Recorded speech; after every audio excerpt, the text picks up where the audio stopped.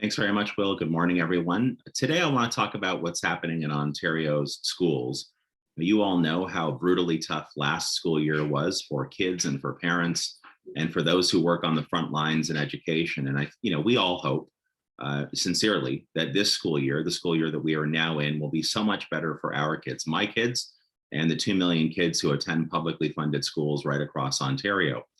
And for many months, we, Ontario Liberals, and many, many others have been calling on Doug Ford and his team to do the right thing and to make significant investments in our publicly funded system to keep our kids safe. For example, the Ontario Liberal Plan, which we released a number of weeks ago, called for a hard cap in elementary and secondary classes of 20. We called for a significant investment to hire more mental health professionals and more professionals that could help kids with special needs. We called for investments to make sure that the ventilation systems in our schools were up to the kind of standard that would give moms and dads peace of mind that their kids were in schools where the air was safe to breathe, where COVID could be kept at bay. One of the things that has emerged over the last number of days is that those kids that are under the age of 12, in other words, kids who are not eligible to receive the vaccine so far, are now at the highest level in terms of the number of COVID infections that we have in the province of Ontario.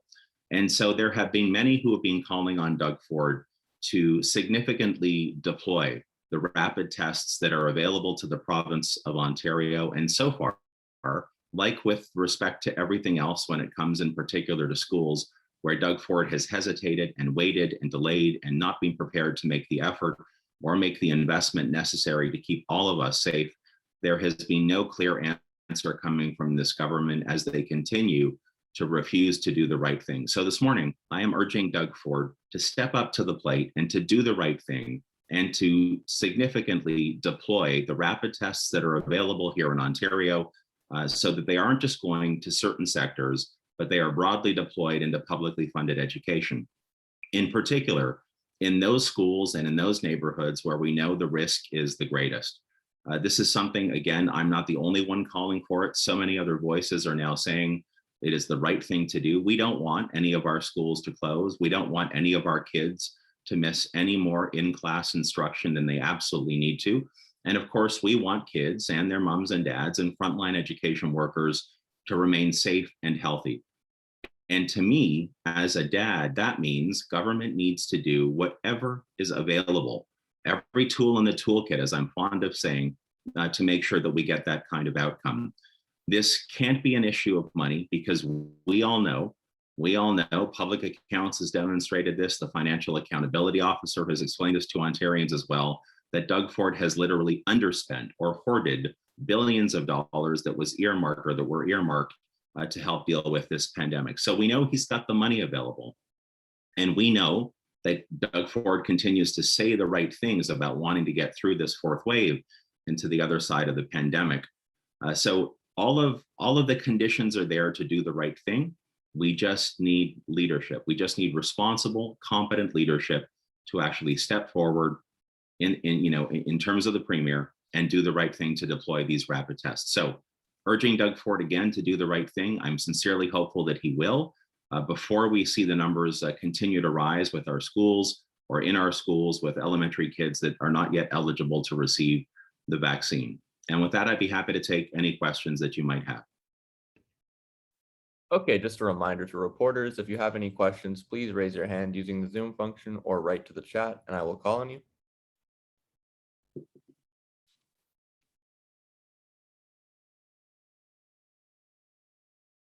Okay, the first question is Laura Stone from the Globe and Mail. Hi, Stephen. Morning. Do you have a like an estimation of how many tests you think each school should get? Have you dug into the numbers of how many are available and what, like, how it would actually work, and if there are any specific schools you think should get more? Like, how many do you think reasonably should the government be sending out?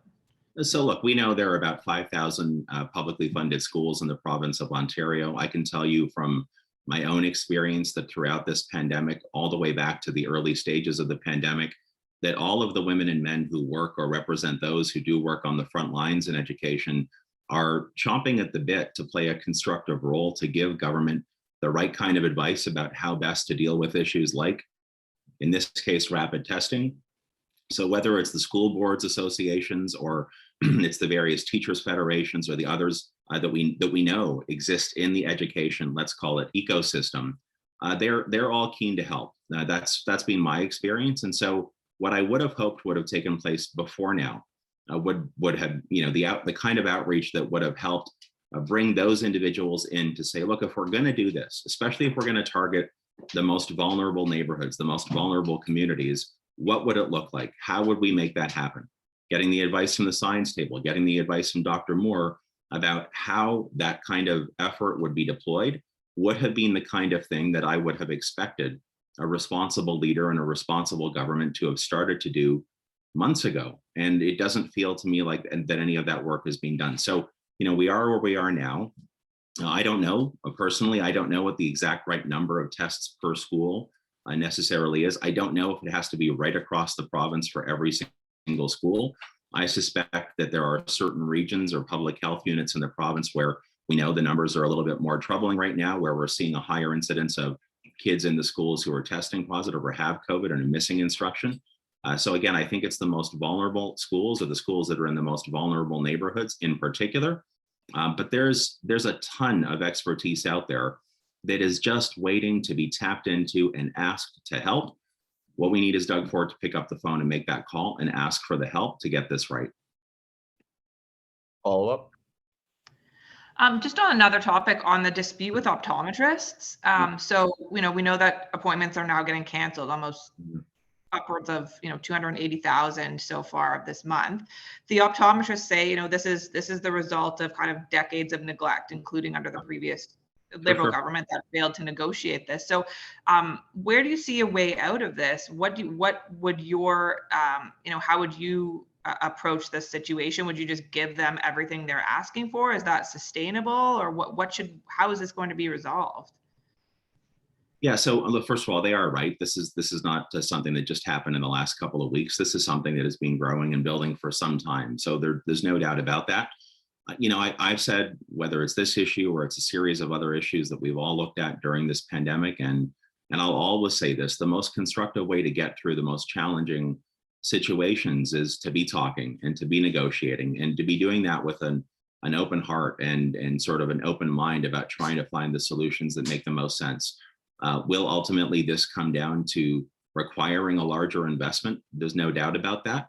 But whether or not it's, what that investment looks like and how sustainable it is and how we can get our way, find a way through this challenging situation, you're not going to get that done unless you're at the table, unless you're in conversation, unless that conversation and that negotiation is genuine.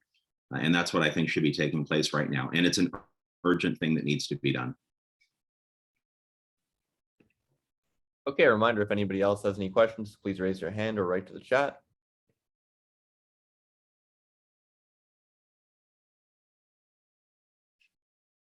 Okay, there are no other questions on the line. Thank you.